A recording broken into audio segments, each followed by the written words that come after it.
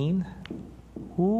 I think it's 15. Yeah. Ooh, it's right. Ooh. Oh, you know what I'm thinking about? 16 when he starts driving, then you're gonna have to make more than zero pay. I know. I'll have to at least get $1. Yeah, at least $1 to help you out. Happy birthday, I'll throw that in. My youngest baby.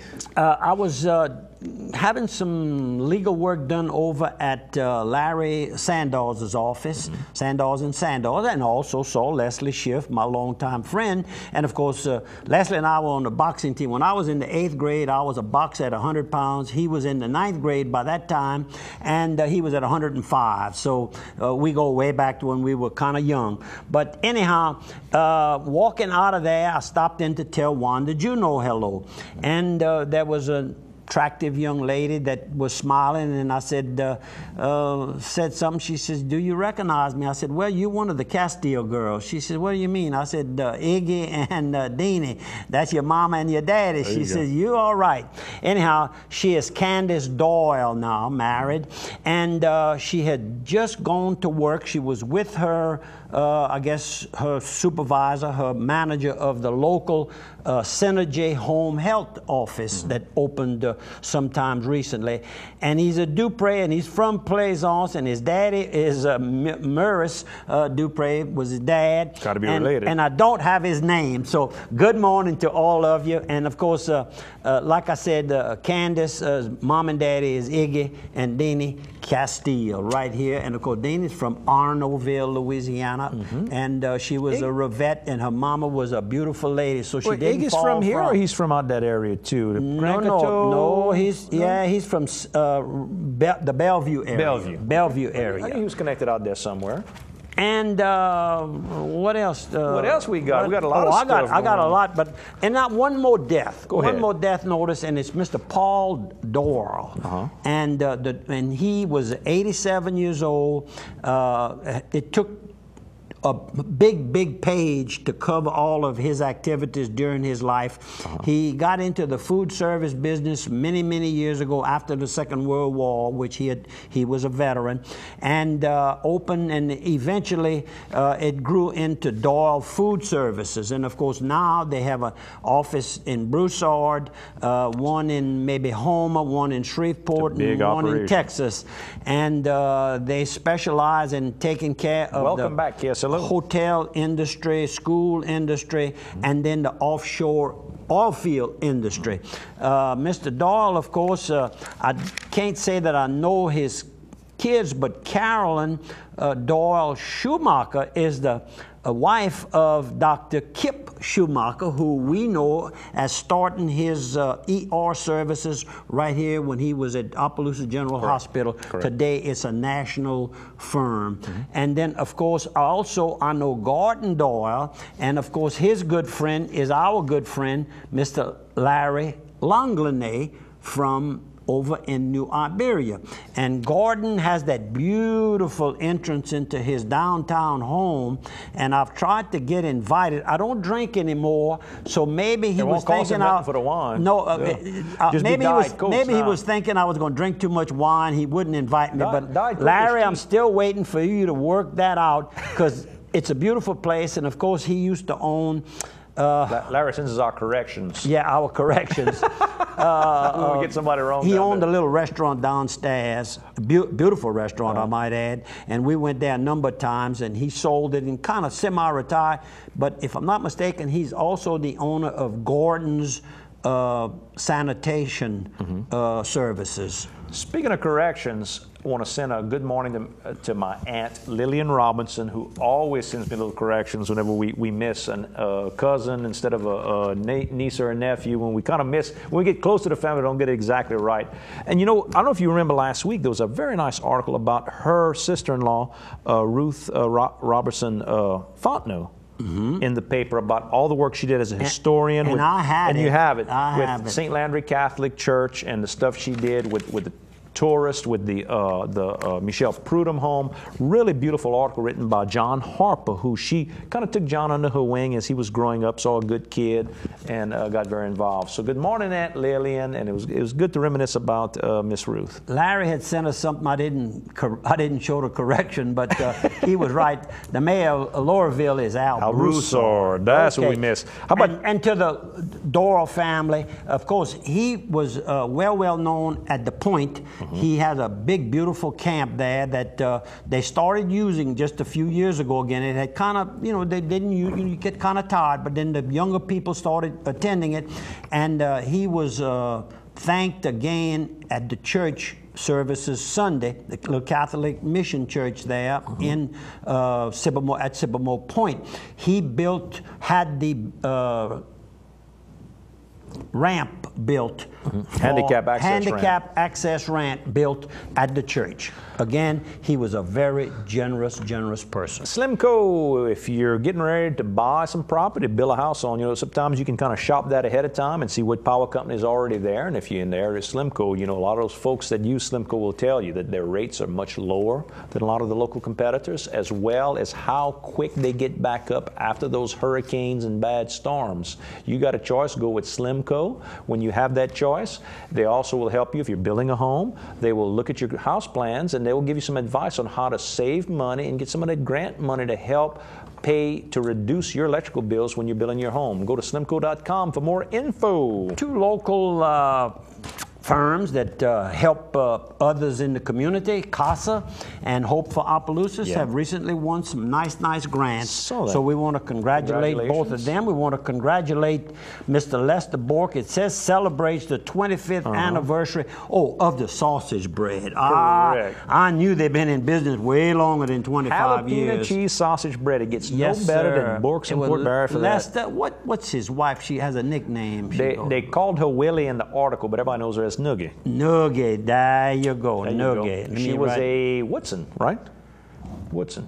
Okay, if you say it, you from Port Barry. Related I'll to me. hang I don't it think on you. She knows that, but I'm related to the Woodsons. Okay, good enough. But anyhow, that bread is famous. It's shipped all over the world today, and so keep up the good work. Chesapeake shareholders rebuked the board. Boy, I did see that. And I've talked about Chesapeake. They are one of the leaders in the development of all the natural gas drilling. And years ago, shale work. Years ago, they did the wells in North St. Landry across the state. What was that big formation then? Wilcox, Tuscaloosa. Tuscaloosa. There we go. And I spoke to Mr. John Franks about buying the farm property that's now Crown Plaza. Spoke to him, I'd say close to 45 minutes on the phone, the only time I ever talked to him. And he offered me the property for $840,000, and he says, I'll finance it. He says, there's a little debt on it now, I'll pay the debt off, and I'll finance it for you. I said, you've never seen me before. No, but he says, I'm a good judge of people. And I couldn't get anybody else interested. It was $840,000 is still a lot of money, for a little boy from Plaisance. It's a lot of money. But I asked him about Chesapeake. He says, those are very aggressive young men. But he says, I'm not sure that all that they're going after is really going to develop. And even a man as intelligent and smart as he was, and successful and a good person. In fact, that's where Carl DeVille got his training, was working for Mr. John Franks at some in the Opelousas back then, but mostly in Florida. He had a big, beautiful place there, and he also ran horses up in New York and all, and of course that's where ultimately Carl and his family lived, and then they decided to come back to the country and raise the little family he has. But getting back to Chesapeake, they are very aggressive. They're going to sell they're going to try to sell about $14 billion of their assets to get the company down on that asset sheet. They had the right idea. Nobody else was thinking of shale, and they knew natural gas was the thing to go to. The problem now is that there's a glut on the market, so it's hard to service the debt they had to incur to get all those leases. But those leases are still worth quite a bit of money. Oh, yeah. So they just got to figure out a way to make the debt. And I'm bringing that up. Work. They're a good company. Yeah. I'm right. just saying that even though this guy thinks he's doing everything correctly, they've taken 2 board members away from him, and they are going to put 2 board members on there. So y'all don't cut me out on my board members now. You depending on what the price of gas does. Yeah, that's correct. That is correct. Well, it's coming down. It's going to be $1 by the election. Officials from the city, Miss Laura Baltazar, who is Opelousas' chief administrative officer, says that this water service line coverage is not authorized by the city of Opelousas. This is a firm that got a hold to the mailing list, and I guess that's available. I don't know how they got it. Probably public records. But they sent notices out to many, many local residents, and it's like an insurance policy you can buy for $5 a month. And I'm not saying it's good or bad, but it's not authorized by the city or any other water system if you buy that I know of. You're buying it on your own. It's nothing to do with anybody around here. You don't have to buy it. And they're not from here. Last week, after we spoke about the death of a young man by the name of Chad Michael Saucier, we commented, and I think I commented on the TV program. I said I wouldn't be a bit surprised to hear from his dad, Mike Saucier. Right. And here Mike it is, dropped a note to thanking you and I for mentioning it. And, you know, he corresponds with us pretty often. Long-time viewer has sent us nice notes for years. For years. And, again, and we both happen to notice the obituary. Port Barre lays plans for a town library. Yeah. How about that? They need some books, I heard. You know who had promoted a library years ago? In Port Barre? In Port Barre. I would say Norma Lee Dupre and John Dupre. That's correct. Years ago in the old building that was used at one bank time. At one time yes, and then Stella Cleaners. That's exactly it. Stella Cleaners building. Lewis and his brother, there were 2 brothers that had opened the Stella Cleaners, and one of them went back to Ornerville and opened a furniture store. Okay, let me talk about this. This is a good idea. They've bought some property right next, adjoining the present property where the fire department and the town hall is located. So it's more valuable to them than anybody else. And they plan on converting a portion of it into a library. The old Dunbar home for people that live in Port Barre. Y'all know what that is. Port Barre Mayor Gil Savoy. They have a real aggressive city administration there. Proud to say that we have had businesses there for years and years. And they don't have the bad headlines. Their headlines have been pretty good lately. You're right. And I don't know. You know, if we'd contact Bernie and Cornelius and Rayburn, who graduated from Port Barre High. They might give a little help, They might give a little help, and we could name the library after John and Norma Lee Dupre. I don't know, just a thought. It's a thought. I'm thinking out loud. It's a thought. Think about it. Find your prayer book. We're down to the end, folks. Oh, come on, not already. I've got already. We got to pack the bus and get you off to Omaha. Don't forget, Animal Control is offering free vaccinations for your dogs. For rabies shots for free. For free. Most loving Savior, teach me to be meek and humble so that I will never offend against charity. And good thoughts. And please attend the church of your choice. And thank you, Andrew, for assisting. Thank you, Chief. And next week, it's your baby.